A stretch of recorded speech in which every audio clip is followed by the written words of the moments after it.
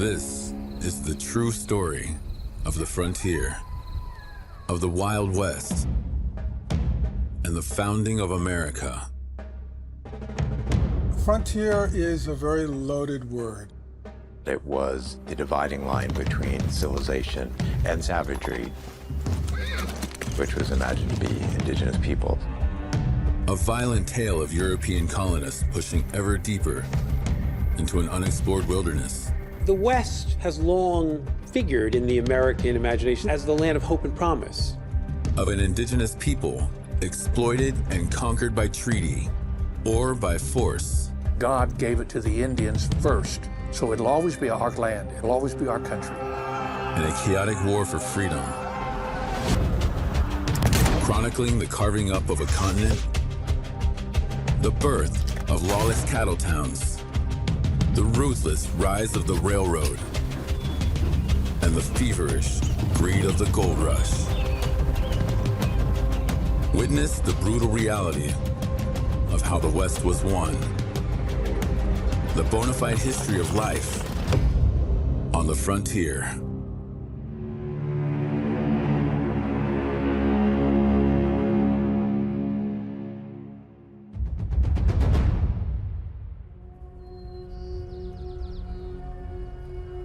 The whole story is about opportunity. Opportunity for land, opportunity to make a new life. Americans were always looking to the next horizon. From, Columbus and the Vikings, the West was always what was considered the frontier. The front end of modernity in 19th century American history. A land where anything was possible. People believe that the frontier made America different, but perhaps more individualistic, more democratic. The people who are stating that a frontier exists do so because they want to distinguish themselves from the people that they see on the other side of the boundary, and that can be politicized, even weaponized. The scene was really set for a showdown between these American settlers who claimed access to that land and the native people who had long since lived there. It changed everything. Native people become known as the vanishing race. You can survive if you want to, or you can just lay down and die. It's only once people understand the cost of these territorial acquisitions that we'll be able to fairly judge the past.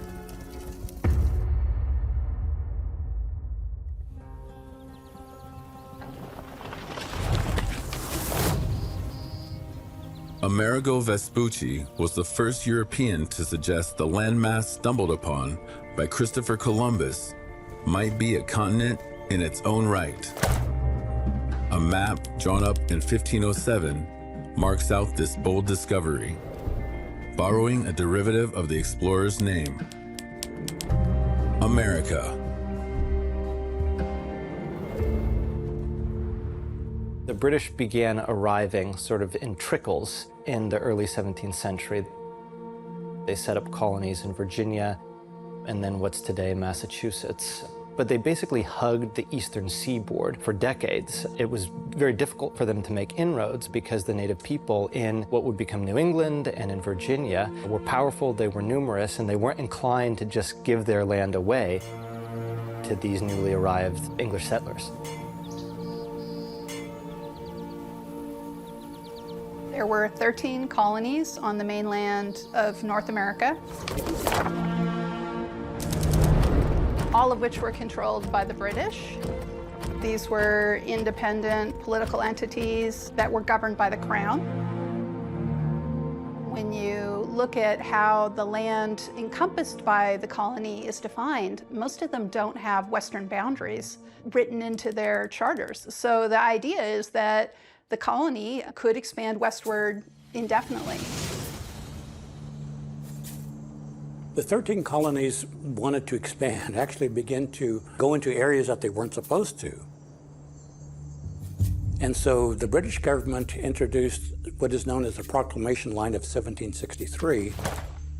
And in doing that, it really established a line across the crest of the Appalachian Mountains. A temporary boundary is established by the British, separating the colonists from Native American lands. And the colonists were supposed to stay east of that, next to the Atlantic seaboard. This didn't, however, prevent a swell of white settlers from breaching the proclamation line, encroaching on native land, seeking to harness its natural resources. What you had was fur trappers, fur traders, people who could make a living hunting, wanted to live out in the wilderness away from society or whatever. Mountain men, tough, rugged figures undaunted by the countless dangers of this hostile wilderness, built peaceful relationships with local tribes, setting up vital trade routes which would be used for decades to come.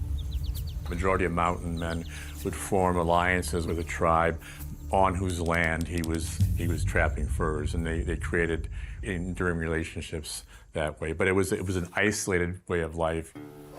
American hunters fed Europe's insatiable desire for fur.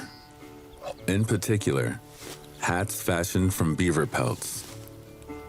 Although practically any wild creature with a hide could be killed, skinned, and sold for a handsome profit. And so the fur trade industry flourished, and the market for it was primarily Europe and Asia. People would buy fur coats, fur hats, lined boots, and gloves with fur, and it was extremely profitable. American traders and trappers were engaged in cutthroat competition with one another. It was sort of a tragedy of commons effect, what they did to the fur trade, because of course each individual trader and trapper wanted to secure as many beaver pelts as he possibly could, knowing that those pelts that he didn't secure, his rival would. So over time, they drastically drove down the population of beavers in North America in this attempt to claim more than their rivals. However, alongside traders came homesteaders, willing to push further into native lands, harboring dreams of permanently settling down and building communities, despite the official guidance of the British. And this is one of the reasons why the American colonialists rebelled against the British, because they wanted to be able to continue to take over the land and the resources of native peoples. And that becomes one of the main controversial points with the British Crown. You always talk about it as taxes and tea and everything else, but my argument would be that it's actually a lot about it. Access to indigenous land is what triggers the American Revolution. The first shots of the War of American Independence are fired in April 1775. Under the command of George Washington, a ragtag militia clashes against the military might of the British Empire. Indigenous people realized that the new United States would be a great danger for them, and so they're very dedicated to trying to stop it. Native Americans fight side by side with the British in a bloody war which rages on for 8 long years. Facing a crushing defeat, King George's representatives finally sign a peace treaty. The 13 colonies of Great Britain are now the United States of America. Independence has been won, but not for all.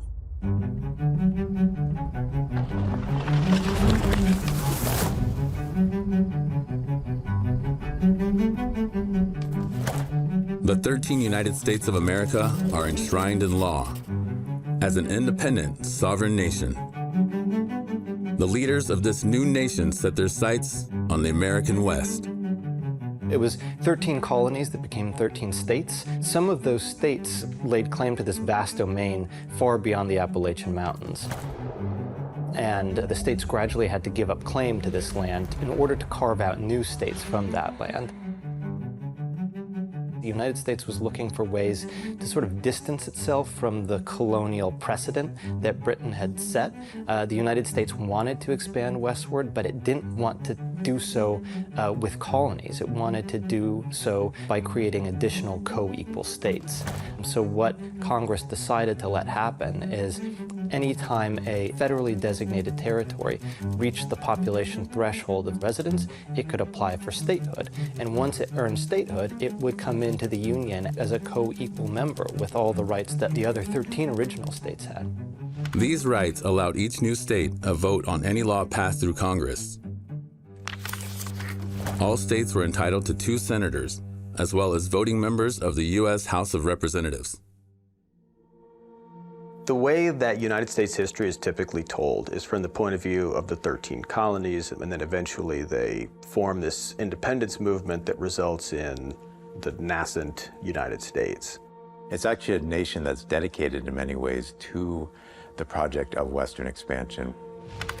And George Washington, besides being the general for the Continental Army, is also a very significant land speculator in Western lands. So the leadership down to lower level people are all very interested in Western expansion.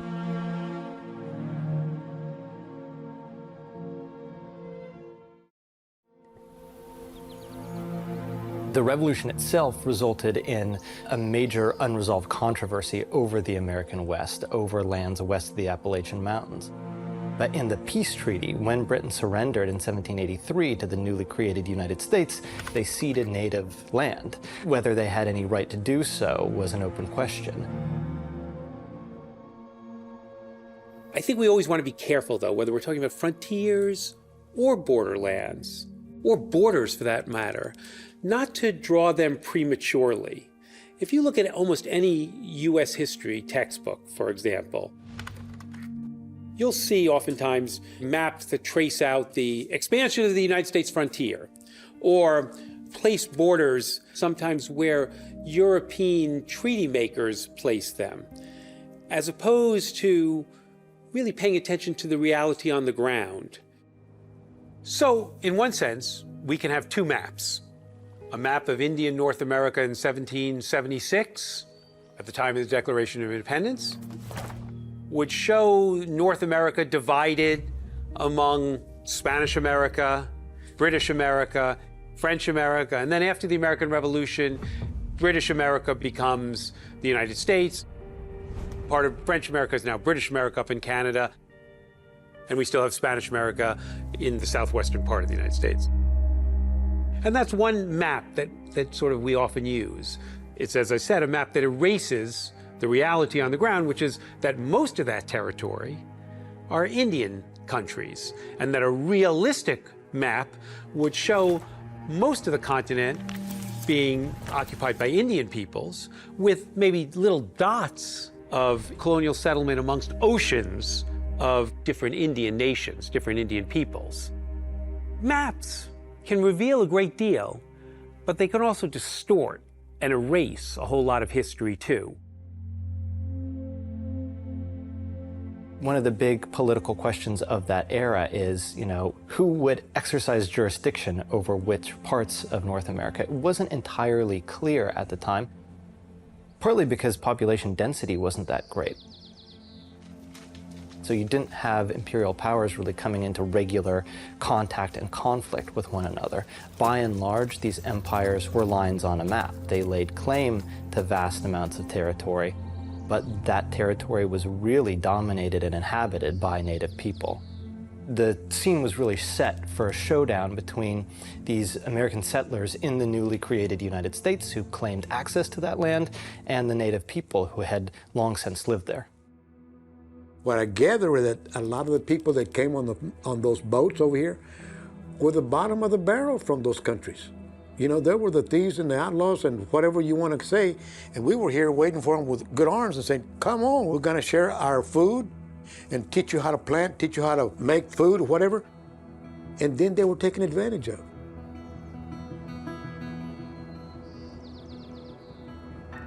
North America before Europeans arrived was culturally very diverse. It was linguistically very complex. It involved a degree of environmental manipulation, whether it's controlled burns or whether it's agriculture, whether it's irrigation, that I think is often forgotten about. One of the dangers of the notion of the frontier is the idea that everything was very static on the indigenous side, and the U.S. side is sort of where all the dynamism is. But it's really important to understand is that everything is moving really, really quickly, and there's a lot of change that's going on the indigenous side as well.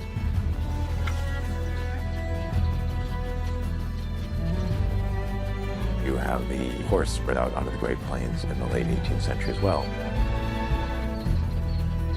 So a lot of indigenous communities there begin to incorporate the horse into their way of life, and this becomes a really transformative new technology, as it were, for them,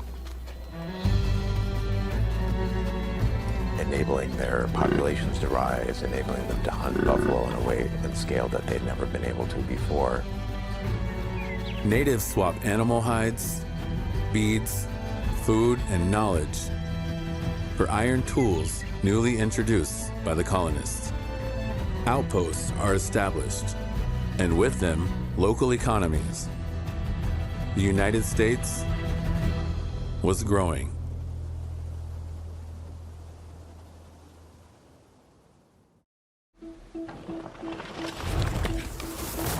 Serious change was afoot. Not only was it pushed by these powerful political beasts of the East Coast, but by Napoleon Bonaparte. The Frenchmen had once dreamed of creating a new world empire, stretching from the Caribbean into the heart of North America. But now, the military mastermind was reassessing his ambitions following his latest humiliating defeat in Haiti. The history of the American West really begins with a slave rebellion in the Caribbean on what was then the French sugar colony of Saint-Domingue and what became the independent Black Republic of Haiti. A group of enslaved people there led a rebellion led by Toussaint Louverture, overthrew their French slaveholders and created a Black Republic by 1804. So once Napoleon lost Haiti, he sort of gave up the whole idea of a new world empire. And so he actually sold a massive stretch of land in North America. Napoleon looked at Louisiana and didn't think it was worth governing. So he was anxious to get rid of it and found a willing purchaser in Thomas Jefferson. There are certain presidents, especially in this time period that we're talking about, that kind of create their political parties. And Thomas Jefferson pretty much created his political party. He was the first politician elected to that party, and around him coalesced all of these ideas that came to be known as the Jeffersonian Republicans. So when Thomas Jefferson becomes president, he's really a new voice and a new idea for the United States. Jefferson had a new vision for America that was very agrarian, and it was also very in favor of territorial expansion. He lives on a farm, a plantation, worked by many, many slaves, and he firmly believes that the only really ethical way of living is to work the land. Either work the land yourself or enslave people and force them to work it for you. So he's suspicious of cities, he's suspicious of urban dwellers. Jefferson said that cities were sores on the body politic. So his idea of what the United States should be made up of is individual farmers and their families. This is his idea about how the government will stay virtuous, is that every man will own his own land and every man will work his land with his family along his side. That's what freedom to Jefferson means. What that means in terms of the policies that he's going to support, he is in favor of adding more land to the United States so that you can get all of those men their farms for their families. In order to expand his territory, President Thomas Jefferson sent men to France to barter for control of New Orleans and West Florida. But Napoleon needed money to wage his next military campaign. He presented the Americans with an incredible opportunity. For $15 million, he would grant them the rights to a colossal body of land, Louisiana. Jefferson himself was probably gobsmacked by that offer. It was just too good to pass up. It doubled the size of the United States overnight. With the stroke of a pen, France turns over, retrocedes an enormous colony to the United States.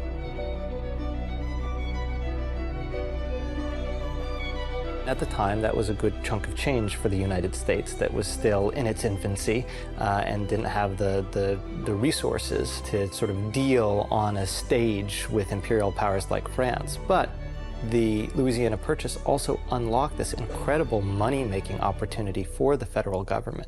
It was really through the sale of federal lands in the Louisiana Purchase, that the U.S. government was financed for years and years to come. The Louisiana Purchase started where the Mississippi River spills into the Gulf Coast, and it went all the way west of the Mississippi River, somewhere up there. Nobody was exactly sure where it ended. The United States had just acquired 828,000 square miles of uncharted terrain, land previously owned by France, but barely governed by Napoleon's forces. In truth, much of the vast area was already inhabited by native people. What's left out, and what the maps that we use tend to leave out, is again, the United States made a deal with France to acquire a certain kind of control, a certain kind of right, but that right as yet meant very little on the ground in 1803. The ground remained almost entirely Indian countries, and yet our maps tend to sort of erase all those Indian boundaries and borders and pretend that the United States had doubled its size. Now, the eventual cost of actually taking control over all that territory is considerably more once you start factoring in the cost of either purchasing or coercing or conquering the Indian peoples in those territories to take effective control of the territory. So the one thing that was standing in the way of Jefferson's imagined empire, and the one thing that was standing in the way of the United States really exerting control over this Louisiana Purchase, is of course Native people themselves. Native people in the early 19th century held the upper hand. They held the balance of power across most of the North American continent. So the question of the coming decades and the coming generations would be, who would claim that and who would control that land? Jefferson hoped that white American farmers and settlers would sort of gradually spread across the American West and turn the United States into this utopia of small folding farmers. The Empire of Liberty never really existed, at least in the ways that Thomas Jefferson hoped that it would. In fact, it very quickly became an empire of slavery after the purchase of Louisiana in 1804.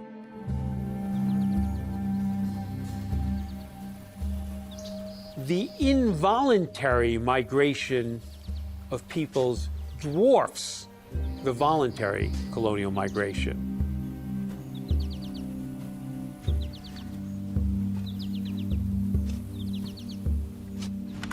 The number of free European migrants is dwarfed by the number of African peoples coming as enslaved people, in part because their labor is so essential to the process of colonization, and also because the mortality rates of enslaved African peoples is so high that you need to bring so many millions more over.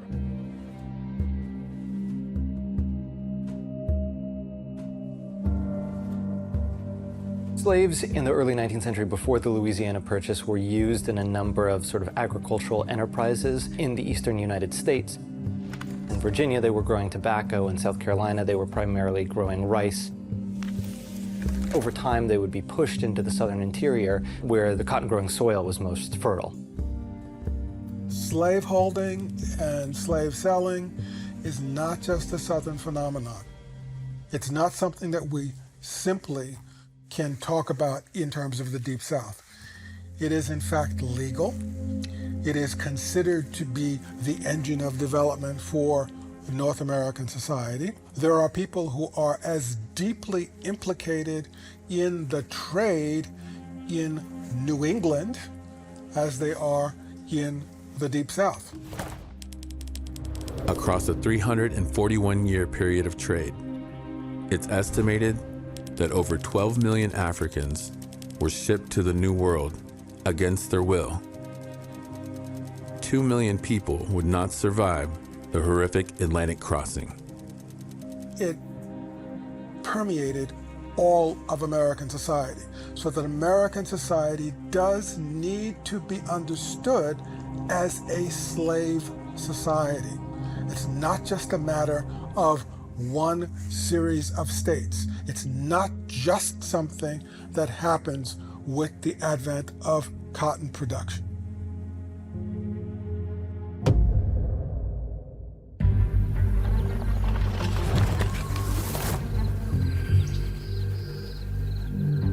There's been a long sense in European and Euro-American thought that basically believes if you're not doing something with a piece of land or with a river, if you're not planting crops, if you're not chopping down trees for timber, if you're not mining something, then you're wasting it.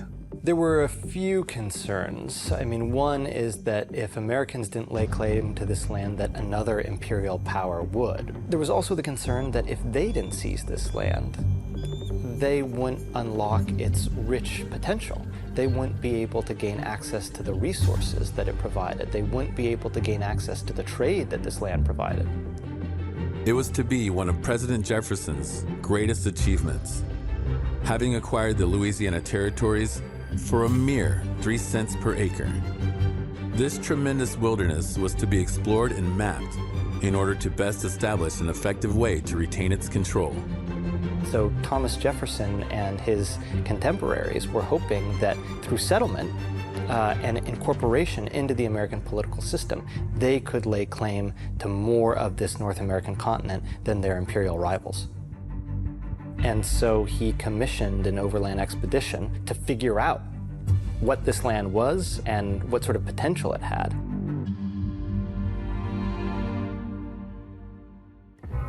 Before the dust settles on his deal with the French, Jefferson pushes Congress to finance this grand expedition of surveillance. The Louisiana Purchase ended at the Rocky Mountains. And the way the exploration business in Europe worked was you kind of had respect for other countries and the exploring they had done. So by exploring the Oregon country, which is between the Louisiana Purchase and the Pacific, that might give us a claim to it. The president's personal secretary, Meriwether Lewis, is tasked with traversing these newly purchased lands, charting whatever might lay west of the swampy marshes of the Mississippi River. Lewis actually went to the University of Pennsylvania in Philadelphia and spent a couple of months down there talking to faculty members. What am I looking for?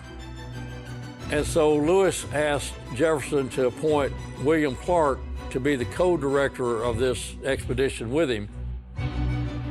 And so they went out and recruited people to go with them.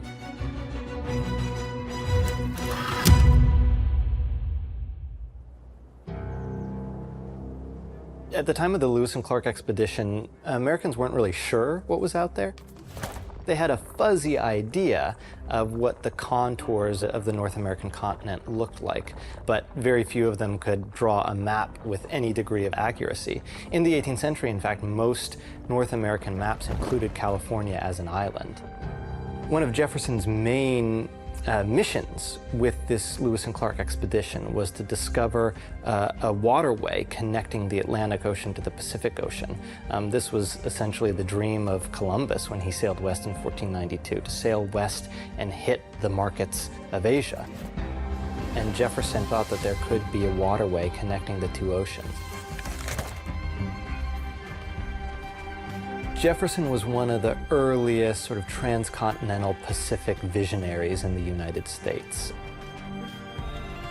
He had one eye on China and the potential of the Chinese trade, but it was this dream of trade with China and the luxury goods that would come to the U.S. from China that really propelled a lot of the early American interest in the American West. May 14th, 1804, Lewis and Clark set off from Camp Dubois, outside of St. Louis, Missouri. The Lewis and Clark expedition was a 28-month journey across the American continent. If you read even excellent textbooks by highly regarded historians, you'll see different numbers of people being a part of the Lewis and Clark expedition. They eventually started out with 51 people, including Lewis and Clark. Some of them were fur traders, some of them were just adventurers, outdoorsmen. So you need to be a good hunter, you need to be able to live in the wilderness, you need to be able to hike long distances. And one of those 51 people was a slave that William Clark owned named York. York was born into slavery. His parents had belonged to William Clark's father, John.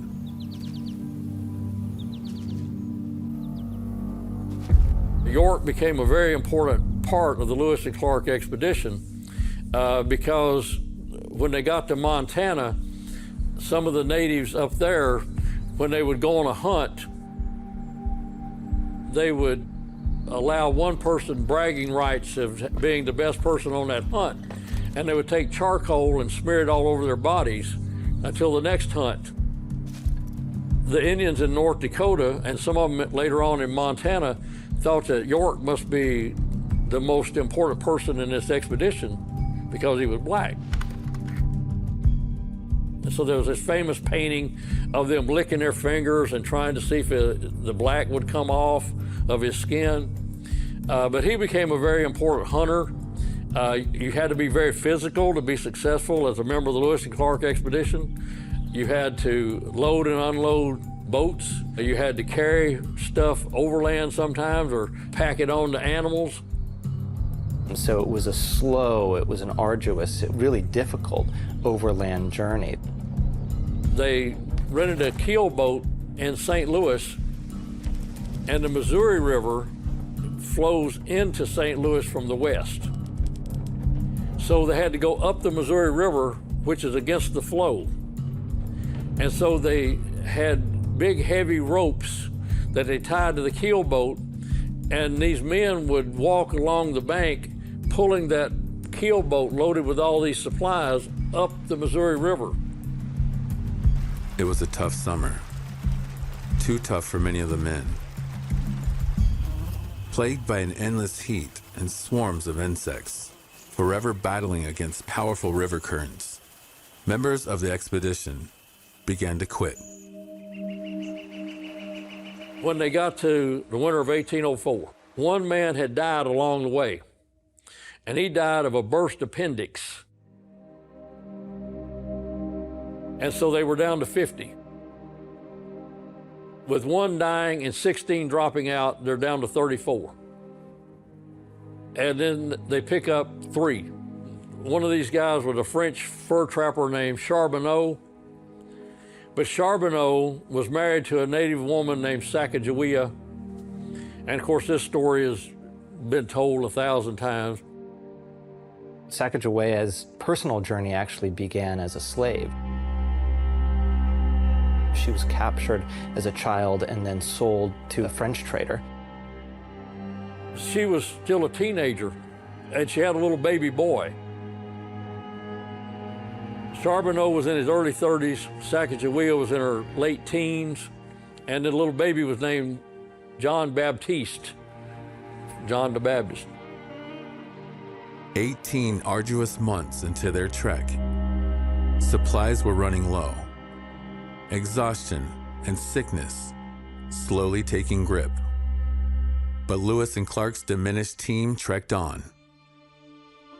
When some of their boats tip and they begin losing journals and scientific equipment and materials, and the men panic, it's Sacagawea who has her baby with her, who is calm, cool, and collected, and is credited with grabbing some of the most important scientific instruments and some of the Corps' journals and saving them from destruction. And she's doing this while tending her baby.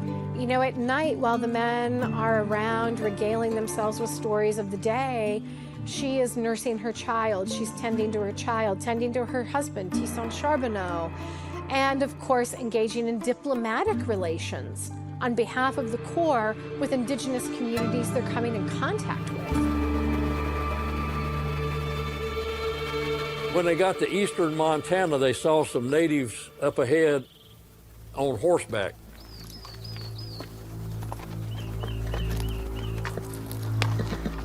Every time they ran into natives, they were nervous. They brought some fur trade items with them: coffee, tobacco, cloth items.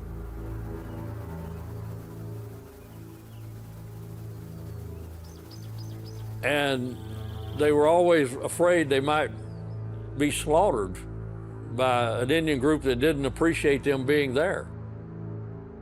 And they always approached them slowly, make sure that they're not going to be attacked. When they got closer to these men that they saw riding these horses, they saw that one of them was Sacagawea's brother.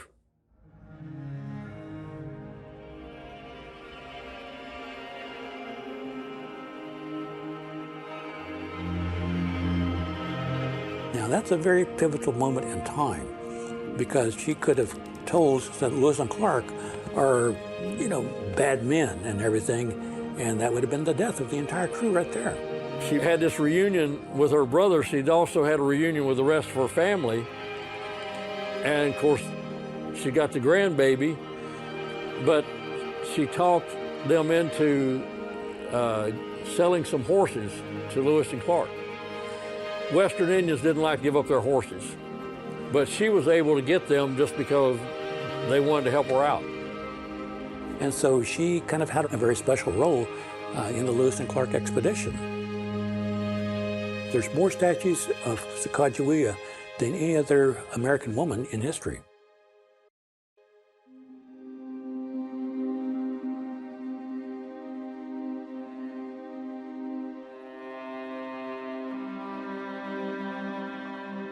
Lewis and Clark discovered over 100 species of plants, over 100 species of animals. Lewis and Clark both kept a diary, a kind of a journal, 3 others, so there were 5 journals that were kept and recorded. And Thomas Jefferson wanted everything. He wanted drawings of animals and plants and rivers and maps, because he wanted to find out what was there through all of the recordings, and they did do that. They sat down and studiously did all that during all kinds of weather. In November 1805, they finally caught sight of the Pacific coast and the mouth of the Columbia River. To commemorate this groundbreaking nation-building achievement and to mark the United States' indisputable occupation of the land, an exhausted Clark carves his name into the dry bark of a nearby tree. The group camped nearby until the winter's ice began to thaw, before making the perilous journey home in the spring. They made it all the way to the Pacific coast and then back again along more or less the same route. So nobody died, nobody drowned in a river, nobody fell off a cliff, nobody got sick and died except that one guy with a burst appendix. And to me, that's one of the great stories of it, that they spent 28 months in the wilderness, and pretty much everything they wanted to accomplish, they did. Clark became very rich in the fur trade and then became the territorial governor of Missouri for several years. Lewis, however, was drowning in debt. His life ended in the early hours of October 11th, 1809, on a dusty floor of a rural inn, as he bled out from gunshot wounds to his head and gut. Had he taken his own life, or was he murdered? The debate continues to this day. 5 years after his death, the findings from the Lewis and Clark expedition were finally published. Another story is that because York was such an important person in this expedition, that Clark freed him to pay him back. And that never happened. Clark was from a Virginia slave-holding family, and he kept him for years after. He's still a slave for several years after the Lewis and Clark expedition ended.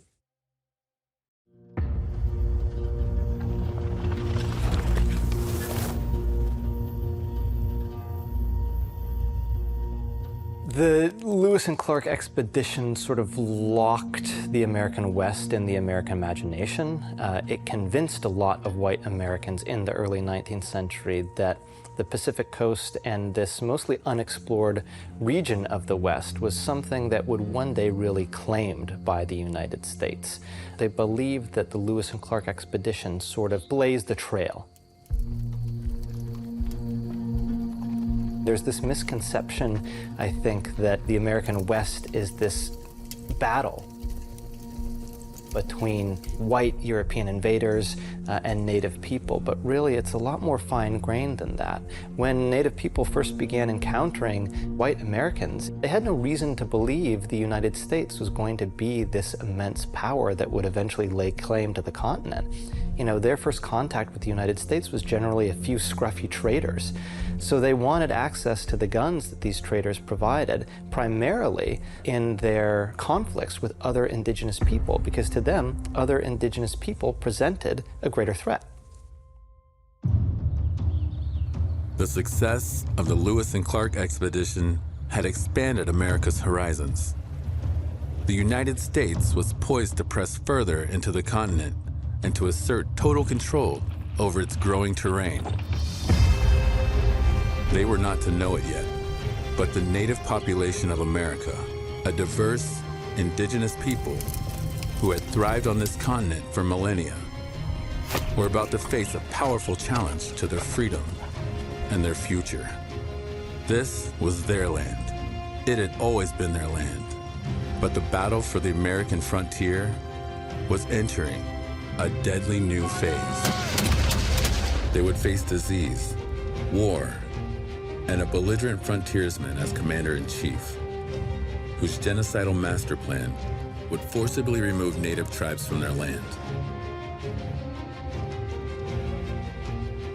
A thirst for more control would drive white settlers further west, bringing with them slavery and violence, and a dream of manifest destiny. Change was coming.